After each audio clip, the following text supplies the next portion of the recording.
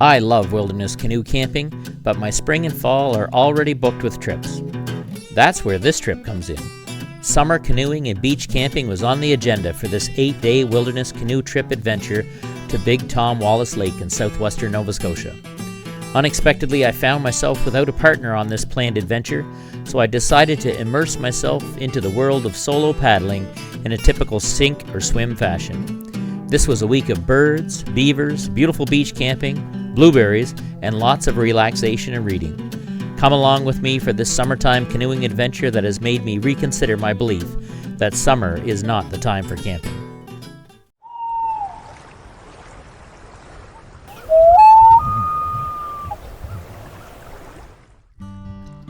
It was Tuesday morning and I was planning to spend another night at my spot on the lower part of the lake.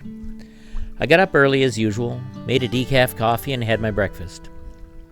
Without a lot of travel planned for the day, I didn't rush out on the water, but I took my time relaxing and enjoying the beautiful setting of my beach on Big Tom Wallace.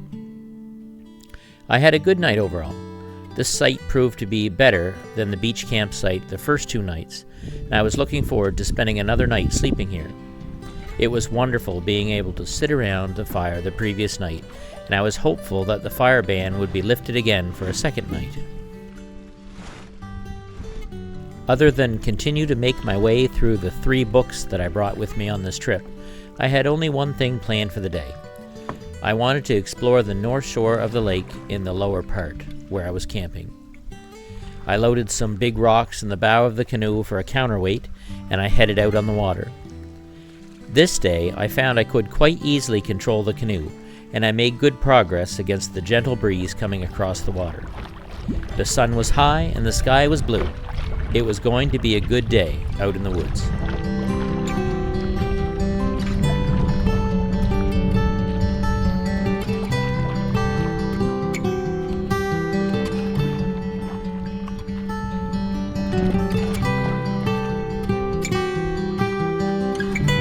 I made my way across the lake and paddled closely along the shore. I love the rocks, so I took my time practicing maneuvering solo through various rock clusters close to the shore of the lake. I kept my eyes peeled for any signs of campsites, camps, or roads, but everything looked wild and pristine from the boat.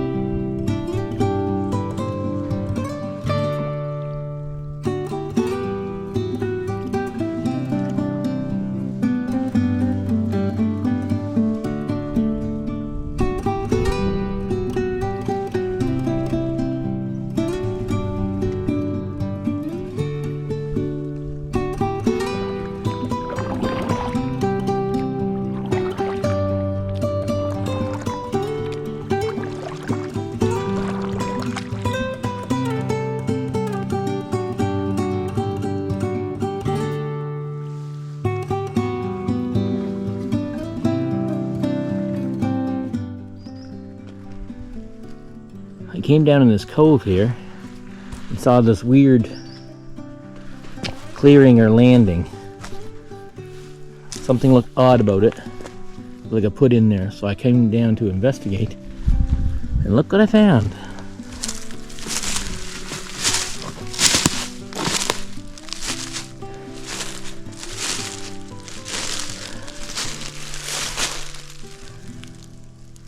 I found a stone wall. I don't know if it's a dike or what it is, but man, it's neat.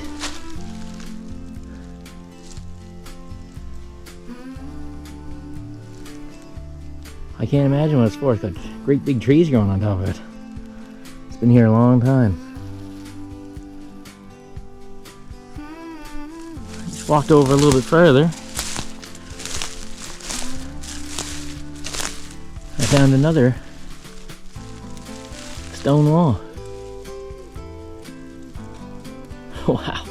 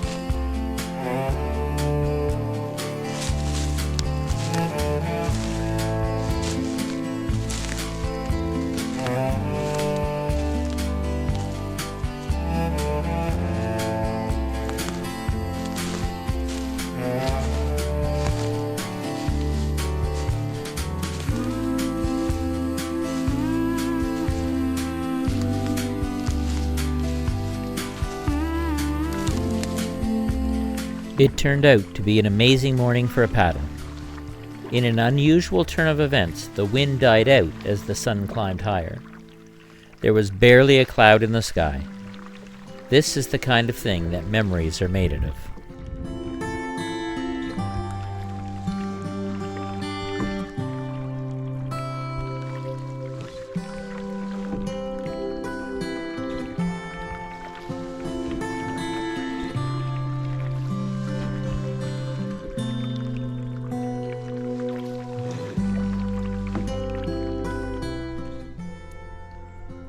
I saw the sandy landing and opening in this cove. I just been kind of following the shore, and man, it looked like a road.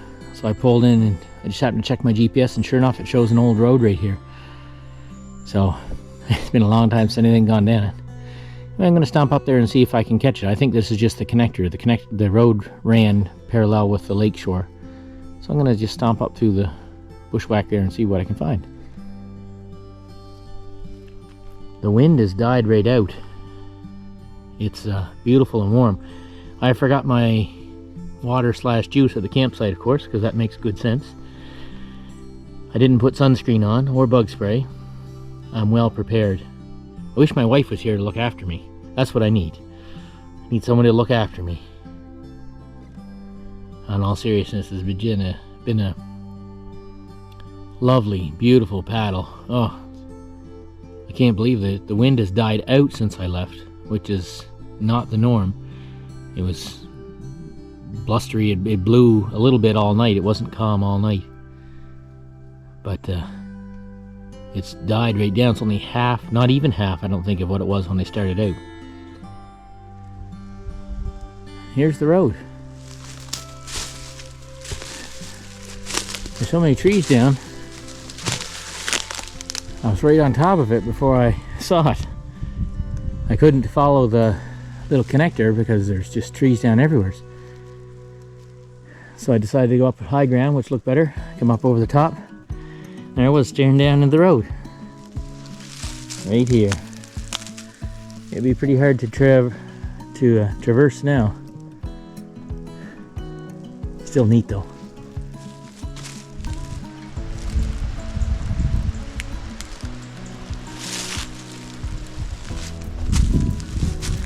Like I like to, I decided to explore a little bit. I just followed the road up, and this must be where I would say an old camp was. There's a little bit of super rotten lumber, an old stove. I don't know what this is. There's a whole bunch of cans and bottles and stuff too, a couple propane canisters. Most quite old, but not real old. So somebody stayed here in recent years. Anyway, I'm gonna follow this road just a little bit and then back to the canoe. Oh, I see four-wheeler tracks.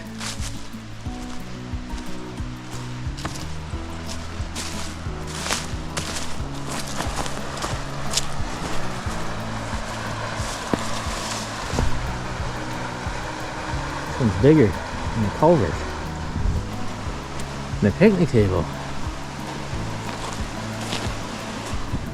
There's four-wheeler tracks.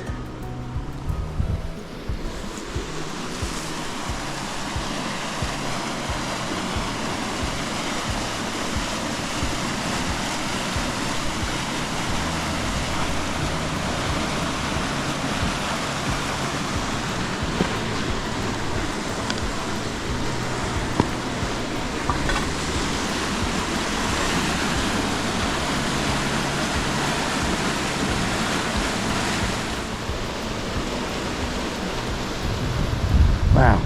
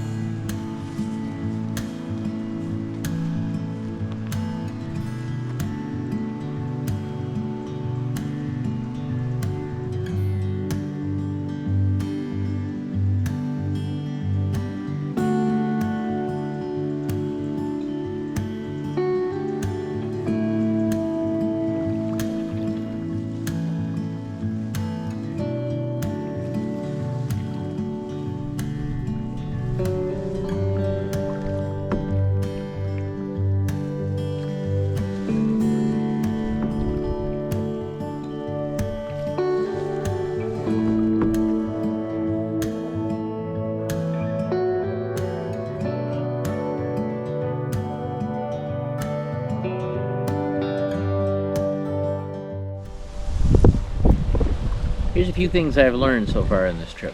So, I learned a ton of stuff so far. So I'm not quite halfway through the trip.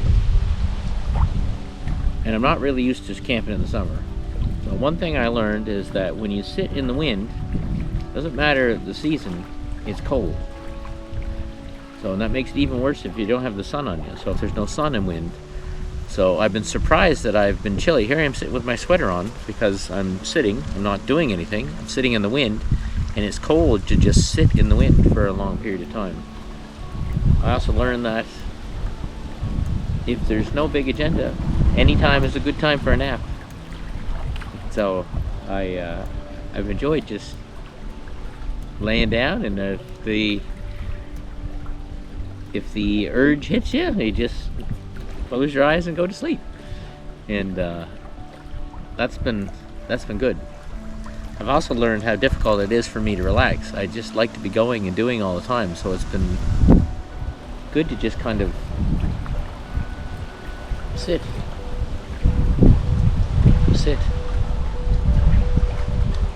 Another thing I've learned is when you're canoeing, because that's what I am, just how much you pay attention to the wind when you're out canoeing. And like even this afternoon, I'm talking to myself, and there's nobody else to talking to myself, and I'm evaluating the strength of the wind, the direction of the wind, trying to figure out what's going on with the wind as it changes direction, because it has so much bearing on so many things, on how comfortable I feel, on how difficult it's going to be to paddle or not paddle, or on a fire and all that kind of stuff. Another thing I learned is just how much I enjoy having a fire out here, and how much I miss not having one. Nova Scotia, especially this time of year, often has a fire ban on because how dry it is. And one of the advantages of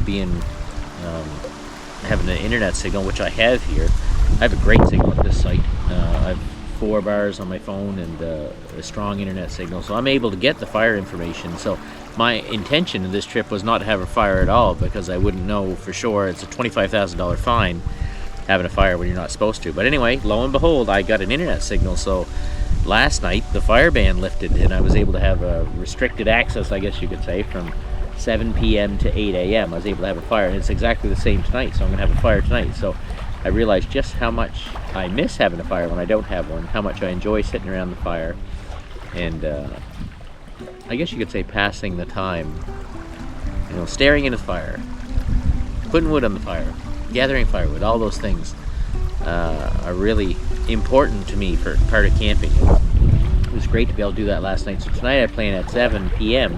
when I'm able to. I'm going to get the fire going. I've also learned some great things about paddling and canoeing. Being out on your own is a really stretching experience. I knew it would be, but you know, to teach myself to be able to control the canoe alone, and to be able to really work on the J-stroke, and understand that I didn't understand what a J-stroke was until I kind of come out on this trip. Now I know what the J-stroke is, and the difference between the J-stroke and what I do when I'm in the stern when I steer are two different things completely. And the difference between a J-stroke and a pry and all those other important things. So I won't bore you with all that stuff, but you know, I've really learned a ton of stuff on this trip so far, and I'm looking forward to the rest of it. I guess my parting thought, and this is kind of a long monologue, I'm just marveling how beautiful it is to sit at the side of the water and watch the sun sparkle on the water.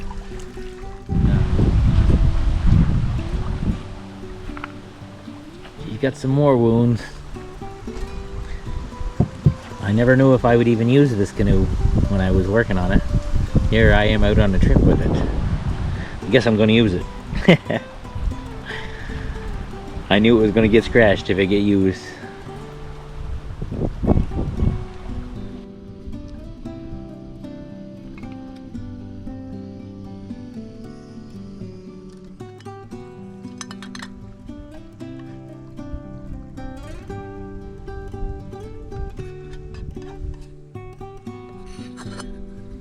Backcountry turkey dinner. Turkey and potatoes and stuffing. I got mixed vegetables and turkey and gravy all mixed together. Yummy.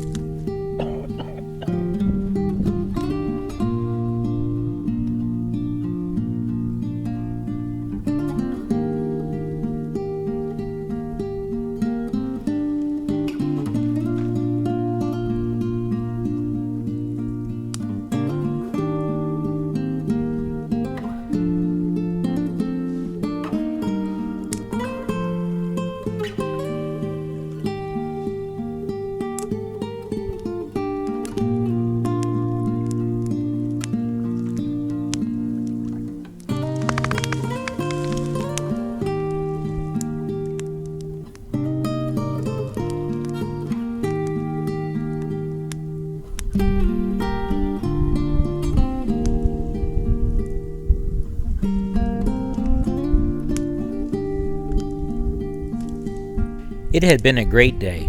I started the fire at 7 p.m. sharp, and I let it burn long into the evening. I sat and I watched the sun set over the lake from my beach campsite. I made a cup of tea and enjoyed a treat around the fire. This would be my last night at this campsite. Tomorrow I would get up and I would head back up the lake towards the truck and Little Tom Wallace Lake.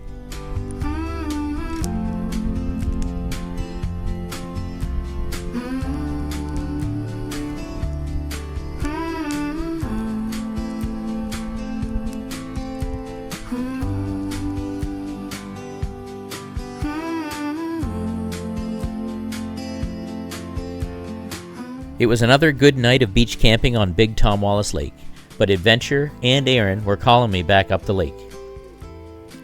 Aaron was planning to come back to camp with me for a night at the put-in for Big Tom, so I needed to start to head back to meet up with him tomorrow. I made my breakfast and packed up my gear. But I had some visitors for breakfast. I love it when these guys come to visit.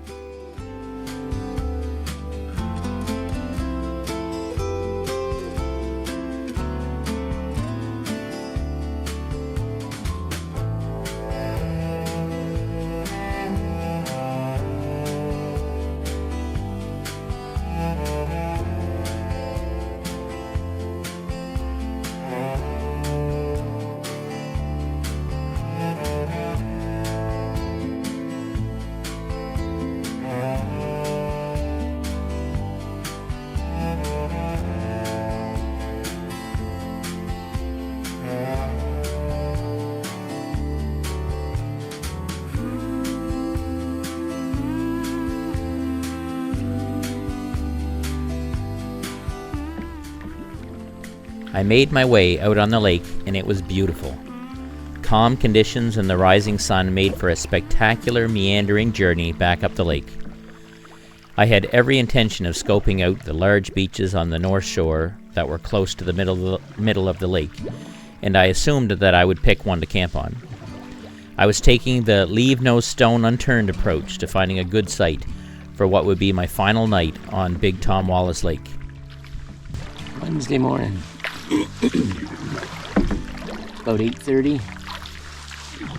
There was a little breath of wind on the water this morning, just a ripple, but it's let right up over the last hour. It's glassy calm this part of the lake.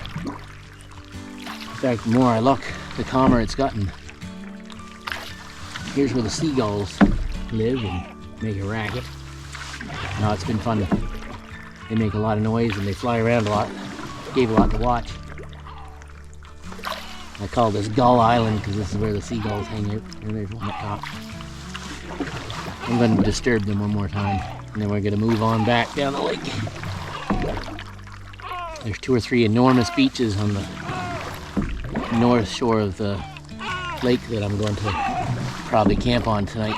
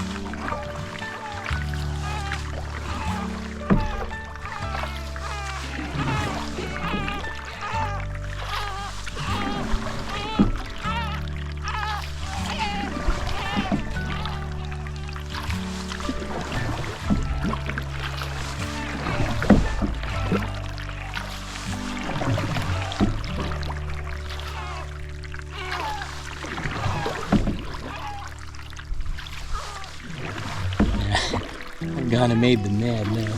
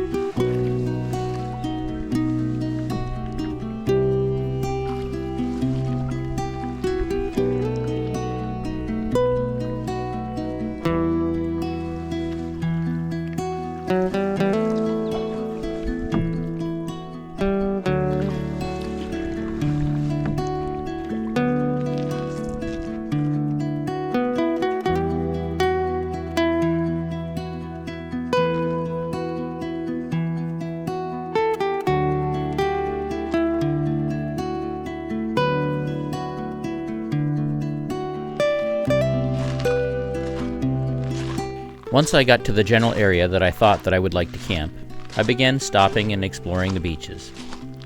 This beach was large and long, and it was beautiful, but I couldn't shake the feeling that there was something better out there for me. I walked the beach, but I continued to explore.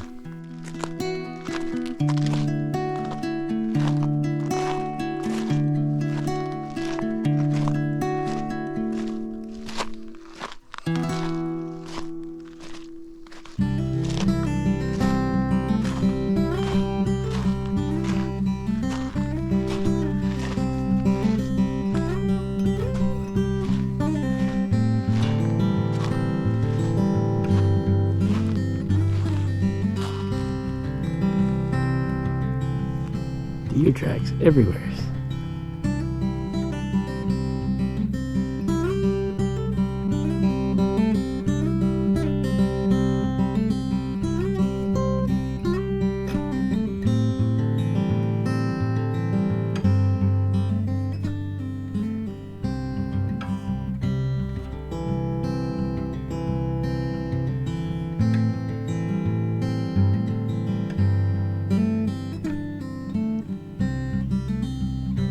As you can see, there were big beaches everywhere in this part of the lake. I was not completely satisfied with any of them, however. I wanted my last night on Big Tom to be special. I headed back out on the water and noticed a sandbar type of island just offshore from one of the beaches that I had explored already.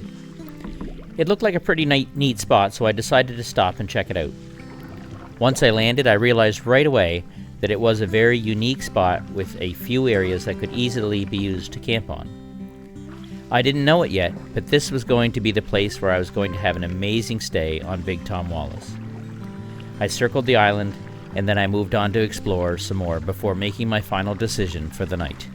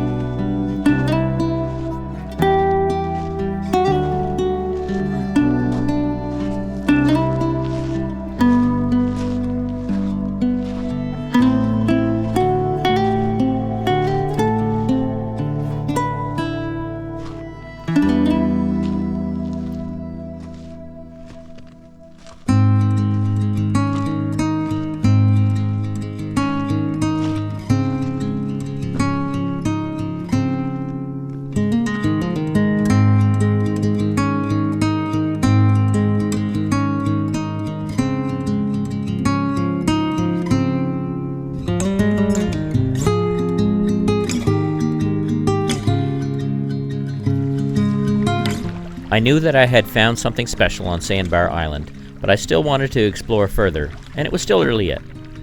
The glassy calm of the lake had ended, and the wind began to pick up.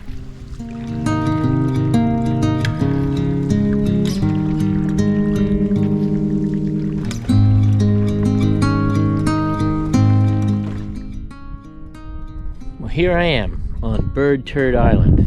I feel this need to name everything. The birds have well used this spot. And the beach. Imagine if this was dogs at the beach. The beach is just littered with it too. Bird Turd Island. Right there is an island. That's where I'm going to camp. I'm going to camp right there on that sandbar. I'm going to put my tent right there. And there's beach on both sides of the island, so I can get out of the wind if there's any wind, or if I want shade, or if I want sun. That's where I'm going to camp, and I'm going there next to set up. But I'm just going to mosey along. The wind has picked up a little bit. It's just a little bit of a ripple, but my this backlight. My solo paddling skills are pretty weak, and my arm is tired. A couple hours out paddling, and it's pretty tired, which is okay. I've learned a ton. I could hardly move the first day, and now I can control the canoe pretty much completely from one side. I don't even have to flip over very often, but it depends on the wind and all that stuff too. But anyway, it's good. It's peaceful. peaceful. Actually, it wasn't that peaceful last night. There's a group of I heard four-wheelers all day yesterday, and I've heard some this morning too, but a group of four-wheelers came in basically at dusk, and there's a trail, I think, that runs right along the lake, according to my conversation with Aaron, and I think I've been here before too, but anyway, long story short, they come ripping right along the lake last night when it was dark, basically. I was in my tent reading, and I hear the four-wheelers working up over the rocks and stuff, so anyway. Fun times.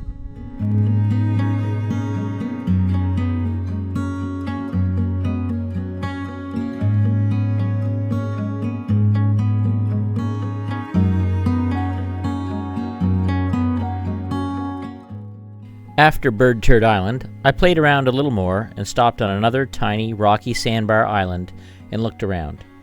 But then I headed for my spot. The decision had been made, and it was time for some fun in the sun.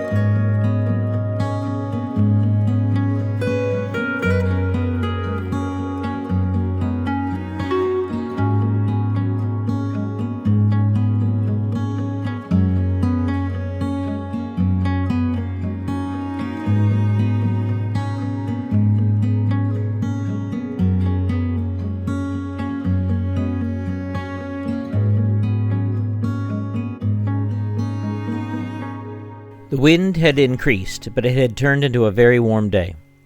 I decided that I was going to go for a dip in the lake and wash my hair. However, I'm not like those daredevil folks you probably are already watching on YouTube. Swimming alone in unfamiliar waters freaks me out a bit, so I took it easy and slow, wearing my trusty Crocs, of course. No diving in headfirst for me. I got my hair washed and splashed around a bunch. I waded along the shore and out to a group of rocks to explore. What a fun time.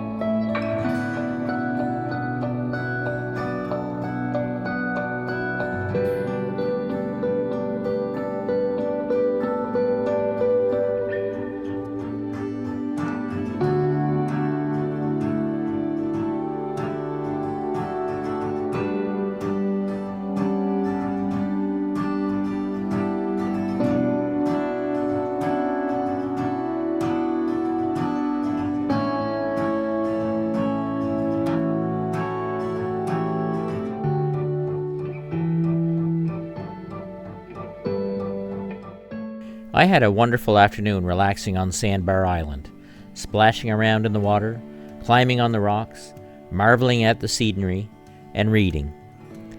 I made my backpacking cowboy casserole for my supper for the first time, and it was pretty good, although I would leave out the cardboard bacon bits next time and bring real bacon bits. All in all, it was a good meal, and I would bring it on a trip again.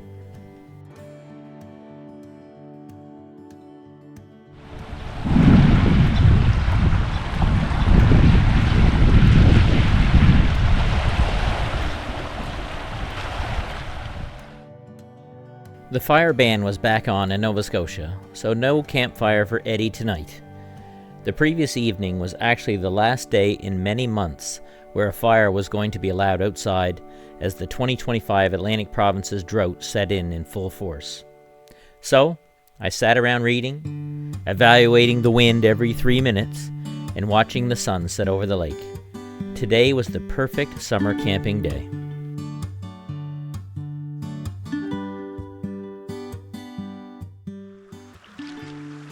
It started off as a pretty calm morning and turned into another very windy afternoon. I'm not sure what it is with this lake, but it always seems to be very windy in the afternoon. I'd say today was the windiest. Strong white caps.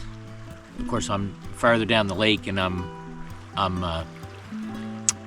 rather than blowing across the lake like it has the last couple days, it's going with the length of the lake, and I'm kind of at the bottom of the, where the wind is kind of collecting and the lake starts to kind of choke in.